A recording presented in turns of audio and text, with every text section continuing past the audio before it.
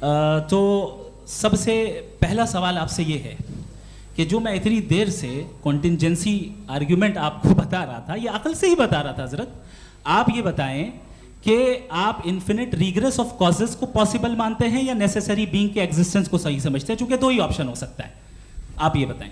देखिए, आपको मैं ईमानदारी से बात करूं, एक तो मैं कॉन्टिजेंसी वर्ड ठीक से समझता नहीं, और इस वक्त भी जो आपने अंग्रेज़ी के अल्फाज इस्तेमाल किए वो ज़रा थोड़े से मुझे डिफ़िकल्ट और कॉम्प्लिकेटेड लगे, तो आप ज़रा सिंपल ज़बान में सवाल कर सकते हैं। बिल्कुल कर सकता हूँ जी। यूनिवर्स की हर चीज़ कॉन्टिंजेंट होने का मतलब ये है कि वो अपने एग्जिस्टेंस में किसी के ऊपर डिपेंडेड है। जो भी चीज़ डिपेंडेड होगी वो चीज़ इंडिपेंडेंट नहीं हो सकती, तो उसका कोई ना कोई कॉज होगा। तो अब आप क्या समझते हैं कि ये इन्फिनिट रिग्रेस है, यानी कॉज पर कॉज, कॉज पर कॉज, कॉज पर कॉज, और कभी कोई यानी ये एंडलेसली चलता रहा? क्योंकि अगर ऐसा होगा तो हम तो एग्जिस्टेंस में आते ही नहीं, लॉजिकली ये मुत्तफक अलैह चीज़ है, मुत्तफक अलैह अग्रीड अपॉन। ओके, इस पे हमने एग्री किया था कि मुश्किल शब्द आएगा तो अर्थ बताना पड़ेगा। तो इन्फिनिट रिग्रेस तो पॉसिबल नहीं है, तो कहीं ना कहीं आपको रुकना पड़ेगा ऐसे नेसेसरी बीइंग पर। नहीं, कोई ज़रूरत नहीं रुकने की। किसने कहा आप रुकना पड़ेगा? आप रुकते हैं खुदा पे, आप नहीं रुकते। आप कहते हैं वो हमेशा से, जब उस वक्त से है जब वक्त नहीं था। आप कहाँ रुकते हैं कि अब हुआ था वो? आप नहीं कहते। हम क्यों नहीं मान सकते कि यूनिवर्स जो है और बल्कि मल्टीवर्सेस जो है वो हमेशा से हैं, वो बनती है, बिगड़ती है। एक हमारे यहाँ एक चीज़ है ब्लैक होल, वो समेट लेता है वापस, फिर ब्लास्ट होता है, फिर फैल जाता है। और इसमें हमारी तो खैर कोई औकात ही नहीं है इंसान की। एक छोटे से ज़र्रे पे हम 50-60 साल की उम्र रखते हैं, जो करोड़ों अरबों साल की कायनात है उसमें, और पैदा भी नहायत ही बेहुदा वजह से हुए थे।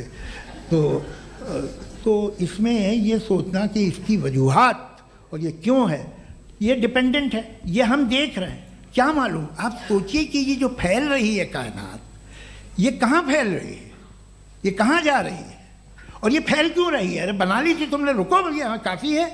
ये फैल क्यों रही है? ये और कौन सी कायनात जिसे मैं दूरबीन से देखता हूँ तो 2 बिलियन लाइट ईयर पे है, उससे मेरा कोई वास्ता ही नहीं है। 2 बिलियन ईयर यानी अगर मैं 80,000 माइल्स पर सेकेंड से चलूँ तो 20 करोड़ साल में वहाँ पहुँच जाऊँगा। इसकी ज़रूरत क्या थी? ये दुनिया, ये कायनात तो इंसान अशरफुल मखलूक़ात के लिए बनाई गई ना। तो ये सब ये टर्म समझ में नहीं आया,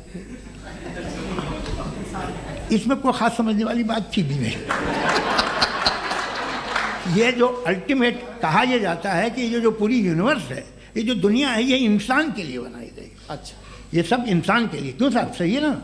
बिल्कुल, लेकिन इसका ये मतलब नहीं कि किसी चीज के पीछे रीजन आपको नहीं पता तो रीजन नहीं है, इसे कहते हैं नहीं, मुझे नहीं पता, लेकिन मेरी जिम्मेदारी नहीं है। वो बिल्कुल सही कहा था उसने, बर्टन रसल ने। आपने उसे मजाक में टाल दिया कि भाई आप एक दावा कर रहे हैं, मैं क्यों कहूँ कि ये गलत है दावा? आप प्रूफ कीजिए, मेरे पे जिम्मेदारी ही नहीं है, मैंने थोड़ी कहा है।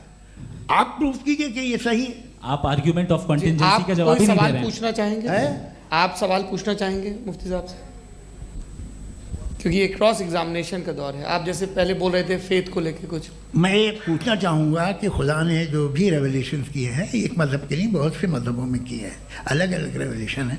कहीं कुछ एक बातें हैं, कॉन्ट्रडिक्शन भी है आपस में, कहीं कुछ आप कर सकते हैं, कहीं कुछ नहीं कर सकते। ऐसा नहीं है कि सबकी कोड ऑफ मॉरल एक है। तो ये किस्सा क्या है?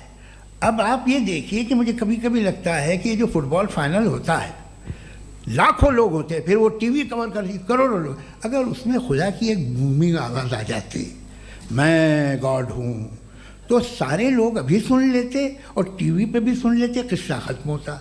ये इतनी राजदारी क्या है कि तुम सामने कुछ तो सबूत दे दो हमें सॉलिड। ये कह साहब ये यूनिवर्स कैसे बनी, इससे मसला क्या हल होगा? मैं पूछूंगा आपसे खुदा कैसे बना? क्यों नहीं पूछूंगा कैसे बना? बल्कि वो तो कायनात से कहीं ज़्यादा इंटेलिजेंट है, कायनात से कहीं ज़्यादा कॉम्प्लेक्स। जी वो हमेशा से है।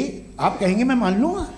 अच्छा, दोयम वो कादिर मुतलक, यानी कादिर मुतलक का मतलब ओमनीपोटेंट, वो जो चाहे कर सकता है। आपको नौकरी दिलवा सकता है, आपकी अच्छी जगह शादी करवा सकता है, आपके पड़ोसी का मुकदमा हरवा सकता है, आपको जिता सकता है, सब काम करता है। थोड़ा सा माइक क्लोज जी। वो इस दुनिया को चला कैसे रहा है, ये दुनिया कैसे चल रही है, आपको इस पर हैरत नहीं होती?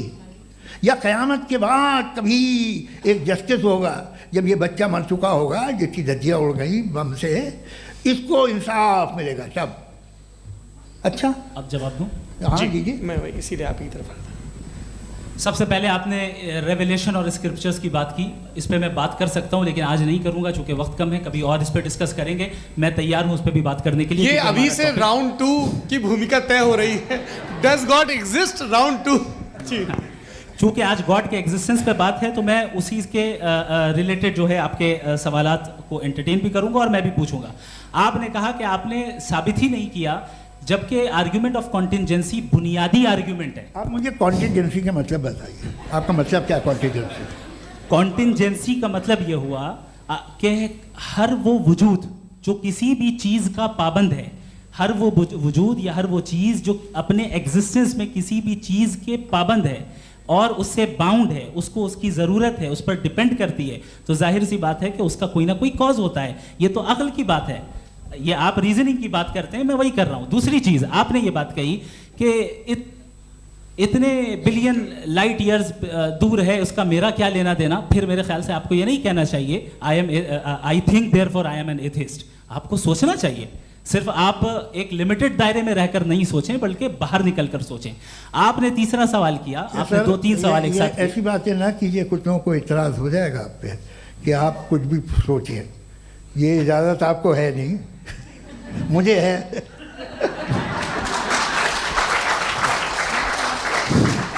जी आपने प्रॉब्लम ऑफ इविल के ताल्लुक से सवाल किया और बार बार आप एक लफ्ज रिपीट कर रहे हैं कि ओमनीपोटेंट गॉड है, ऑल पावरफुल गॉड है।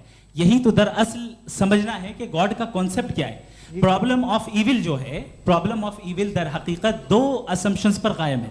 अगर आप इन 2 असम्पशंस को समझ जाएं तो ये प्रॉब्लम नहीं रहेगी, आर्ग्यूमेंट आपको समझ में आ जाएगी कि ये कोलैप्स कर जाता है। पॉइंट नंबर 1, यानी जो आपका सबसे पहला फॉल्स असम्पशन है कि गॉड मर्सीफुल है, ओमनीपोटेंट है, दुनिया में जुल्म हो रहा है। लेकिन आपको ये समझना चाहिए कि हमारे वर्ल्ड व्यू के मुताबिक गॉड सिर्फ ओमनीपोटेंट और सिर्फ मर्सीफुल नहीं है, बल्कि वो ऑल वाइज भी है और वो ऑल नोइंग भी है। उसके हर काम के पीछे हिकमत और विजडम है। ये कोई जरूरी नहीं है कि वो हिकमत और विजडम आपको समझ में आए या मुझे समझ में आए।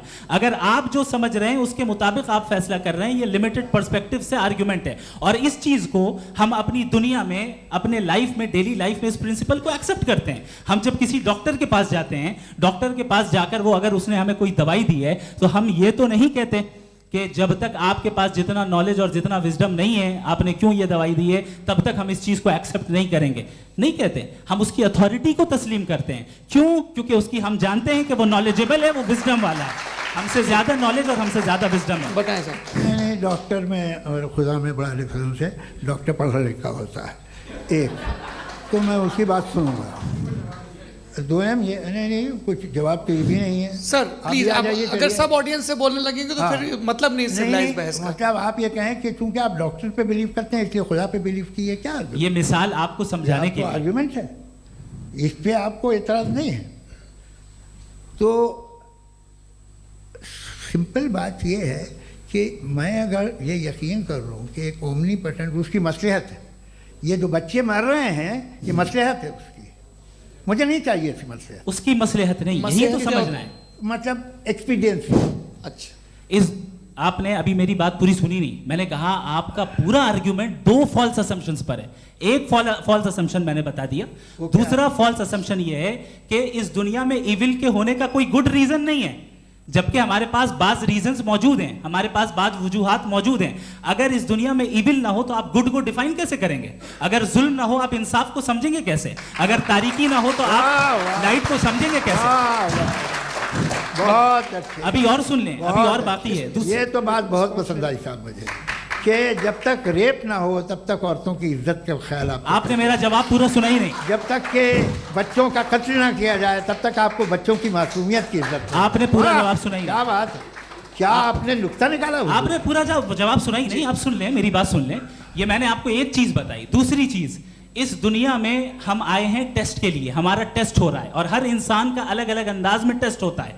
और इस दुनिया में अगर इविल मौजूद है तो वो इविल जरिया है हमारे अंदर ह्यूमन नोबल क्वालिटीज को डेवलप करने का और अलग अलग फील्ड में प्रोग्रेस करने का। और अगर हमारे अंदर और इस दुनिया में इविल नहीं होता तो बताइए टेस्ट का मतलब क्या होता? अगर मैं अपने स्टूडेंट को एमसीक्यूज दूं और उसमें सिर्फ राइट आंसर लिख कर दे दूं और कहूं तुम्हारा टेस्ट हो गया, ये मीनिंगलेस है। इस दुनिया में अगर हम टेस्ट के लिए आए हैं तो जाहिर है गुड एंड इविल दोनों मौजूद है।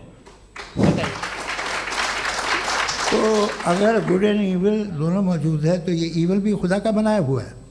जी हाँ, खुदा का बनाया हुआ है। लेकिन अच्छा, चलो अच्छी बात। जी बिल्कुल, तो बिल्कुल खुदा ने बनाया। अभी तो ये है कि जो मेजॉरिटी है दुनिया में वो इविल है, तो ये खुदा एक्चुअली इविल के साइड पे लग रहा है मुझे। बिल्कुल भी नहीं, मैं बताता हूं। मेजॉरिटी में तो वो है। क्या बात कर रहे हैं भाई आप? कोई भी जो मुंसिफ होगा, चाहे आपका अपना घर हो जिसके आप सबसे बड़े हैं, चाहे आपकी ऑर्गेनाइजेशन हो जो आप चलाते हैं, वहाँ पर आप इविल रखेंगे साबित करने को कि बाकी लोग शरीफ हैं? मेरी बात सुनिए, क्या ये आर्ग्यूमेंट ही गलत है? अगर कि जब तक के कोई इविल नहीं होगा तब तक के शरीफ आदमी शरीफ नहीं लगेगा। अगर एग्जामिनर गलत ऑप्शन दे रहा है तो एग्जामिनर इविल नहीं हो गया, जो गलत ऑप्शन को सेलेक्ट कर रहा है वो फेल होगा। क्रिएटर ने इविल को बनाया है लेकिन वो इविल नहीं है। अच्छा सुनिए मेरी बात, लेट मी कंप्लीट सर। जी जी। क्रिएटर ने इविल को बनाया है टेस्ट के लिए, वो इविल नहीं है। इविल वो होगा जो उसे इख्तियार करेगा। छुरी को बनाने वाला गलत नहीं होता है, छुरी का गलत इस्तेमाल करने वाला गलत होता है। रेप को कैसे गलत इस्तेमाल करते हैं? रेप इंसान के फ्री विल का नतीजा है।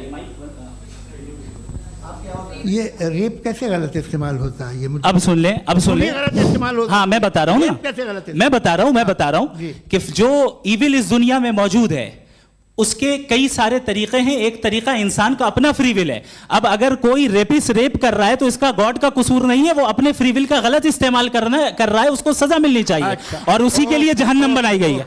ये फ्री विल का भी बड़ा चक्कर। आप जब कोई बुरा काम करते हैं या कोई बुराई होती है तो ये कहा जाता है कि ये फ्री विल है।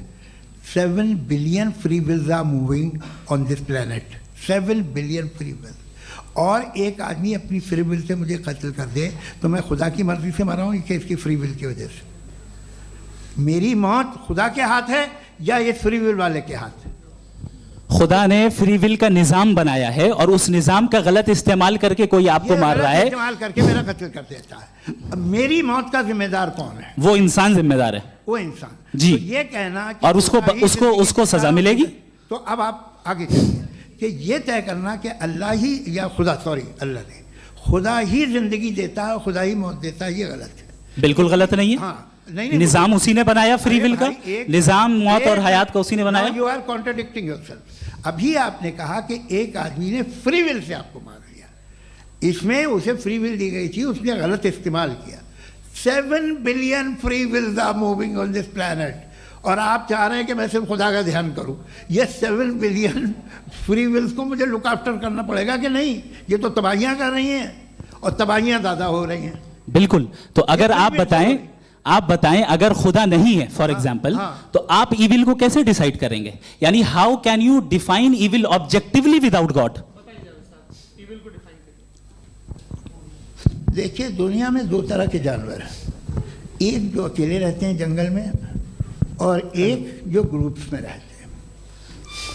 ग्रुप में जो भी रहेगा, चाहे वो आपका फाउंडेशन हो, चाहे कोई क्लब हो, चाहे कोई पॉलिटिकल पार्टी हो, चाहे कोई यूनिट हो, उसमें आपको इंटरैक्ट करने के रूल बनाने पड़ेंगे। यानी लोग तय करेंगे।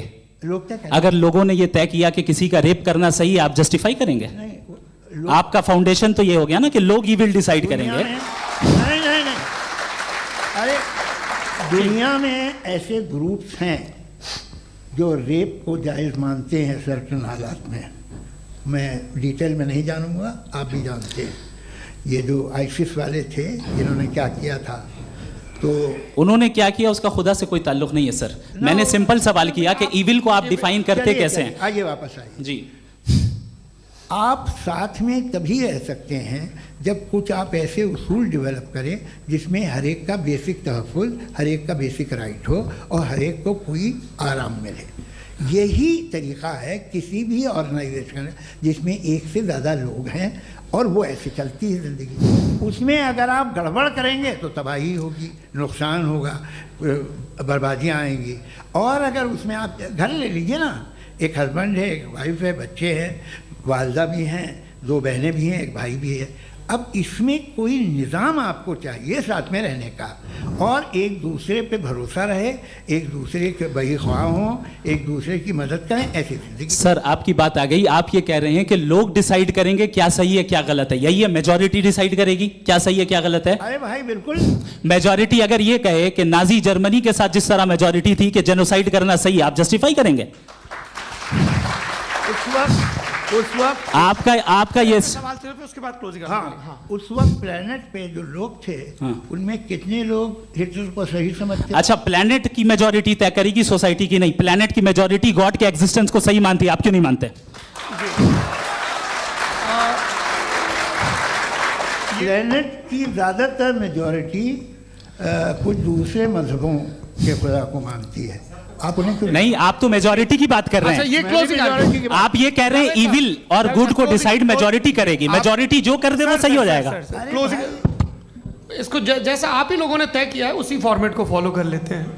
हाँ भाई, मैंने तो भले लोगों पे एतबार किया और तब मॉडरेशन तय किया। जी, आपके पास 5 मिनट का वक्त है, क्लोजिंग आर्ग्यूमेंट है, उसके बाद हम ऑडियंस से क्वेश्चन आंसर लेंगे जावेद साहब की क्लोजिंग आर्ग्यूमेंट के बाद। ओके, बहुत शुक्रिया जी।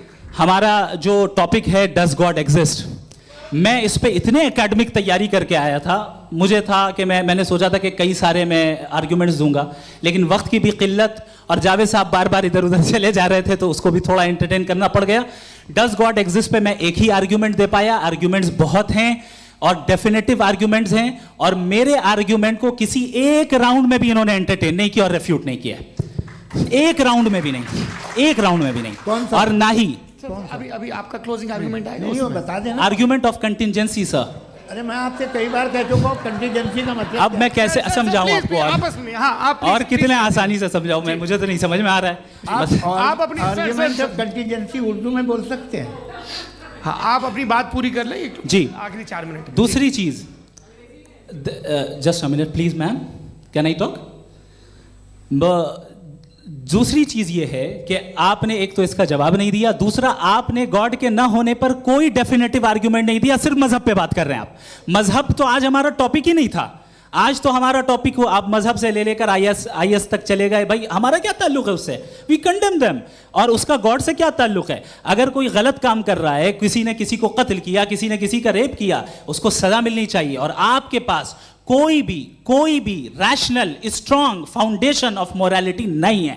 आपने कहा कि मेजॉरिटी तय करेगी सोसाइटी की, वो सही होगा। मैंने कहा हिटलर को फिर आप सही कहेंगे? नहीं नहीं नहीं नहीं, प्लैनेट की सोसाइटी की मेजॉरिटी तय करेगी। तो प्लैनेट की मेजॉरिटी गॉड के एग्जिस्टेंस को मानती है, आप कह रहे हैं ये रिलीजियस है। तो यानी आपके पास कोई स्ट्रॉन्ग फाउंडेशन नहीं है ऑब्जेक्टिव मोरालिटी का। ऑब्जेक्टिव मोरालिटी का अगर कोई फाउंडेशन है तो वो सिर्फ गॉड है, गॉड है, गॉड है। थैंक यू जी। ये मुफ्ती शमाइल नदवी साहब का क्लोजिंग आर्ग्यूमेंट था। अब हमारे पास जी जी ये बड़ा अच्छा है कि दोनों लोगों को मॉडरेटर से शिकायत भी और बोल रहे भाई हमारी शाबाशी भी तो करते चलो। अब मेरी बात जी, आपके पास जावेद अख्तर साहब 5 मिनट का वक्त है, ये आपका क्लोजिंग आर्ग्यूमेंट है, टाइम रीसेट कर दें। जी देखिए, बहुत सारी बातें हैं। गॉड का डेफिनेशन दुनिया के किसी भी रिलीजन में है कि वो ओमनीपोटेंट है, ओमनीप्रेजेंट है, he is just, he is kind, he loves you and so on. मैं जब दुनिया देखता हूँ तो मुझे कोई ऐसा सुप्रीम पावर यहाँ दिखाई नहीं देती है जो इंसान की बहबूदी के लिए कुछ कर रही हो, कमज़ोर को बचा रही हो, मदद कर रही हो, जालिम को पीछे हटा रही हो। मैं नहीं देखा, तारीख़ में नहीं। एक तो अगर है और ये देख रहा है तमाशा, तो उसका होना न होना बराबर है। दोयम ये कि ये जो है, जब आप ये कहते हैं कि कायनात जिसकी कंटीजेंसी है, मैं देखिए वो लफ्ज़ इस्तेमाल किया मैं, तो ये कैसे हो सकती है भाई? और फ़ौरन आप सरेंडर कर देते हैं कि जाहिर है कि इसका बनाने वाला तो इससे 10,000 गुना ज़्यादा कॉम्प्लिकेटेड होगा। उस पर आपके होने पे कोई इतराज़ नहीं है। उसे वो टाइमलेस है, वो पहले से था, टाइम तो बहुत बाद में आया। ये सब आप मानने को तैयार है, जिसका आपके पास कोई सबूत नहीं, आपके पास कोई रीज़न नहीं है। आपकी तारीफ क्या है मज़हबों की, बिलीफ की, जो खुदाओं का बिलीफ है, ये कॉन्स्टेंटली गलत साबित होता रहा है। मतलब आप कहें कि अरिस्टोटल के ज़माने में तो सब जाहिल थे, वो भी इतने ही यकीन से खुदा पे यकीन रखते थे, जो अब नहीं रहा, ये भी नहीं रहेगा, आप लिख लीजिए। और इसके आसार आपको दुनिया में दिखाई देना शुरू हो चुके हैं। ये बहस क्या आज से 100 साल पहले इस तरह हो सकती थी? यहाँ तक तो आपको हम ले आए हैं। तो सर अरे इनको मदद की ज़रूरत नहीं भाई, ये सेल्फ सफिशिएंट आदमी है, आप क्यों इनकी मदद कर रहे हैं? Sir please. तो ये जो है तमाम बातें अपनी जगह हैं, ये एक पैकेज है। आप अकेले, कोई आदमी ऐसा नहीं जो सिर्फ गॉड को मानता हो, उसके साथ बहुत पैराफर्नेलिया आता है, अलग अलग पैराफर्नेलिया आते हैं। They have always created chaos in the society. मैं तो आपको सीधा ऑफर देता हूँ कि दुनिया में 10 इम्पॉर्टेंट बिलीव्स है, आप एक मानते हैं, 9 नहीं मानते, 9 में आप एथीस्ट हैं, 9 को आप बिल्कुल रीजनेबली मेरी तरह देखते हैं। तो 90 मजहबी आदमी भी 90% एथीस्ट है, वो दूसरे खुदा नहीं मानता, एक खुदा मानता है अपना वाला, बाकियों को कहता है गलत है। अगर आप मानना ही बंद कर दे तो आपका 10% चांस है कि आप सही हैं और 90% चांस है कि आप गलत हैं।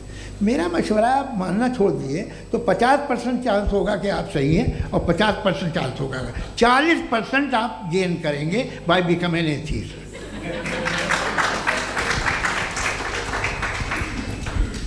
ये एक फरसूदा ख्याल है, ये ख़त्म हो रहा है, हो सकता है मेरी ज़िंदगी में ना हो, लेकिन ये हो जाएगा। जो बातें ये इनको आप मेटाफिज़िकल ये वो ऐसे रिस्पेक्टेबल टर्म दे दिए, ये तो उन लोग के हैं जिन्हें ना फिज़िक्स मालूम थी ना मेटा मालूम था, ये उन्होंने आपको दिए हैं।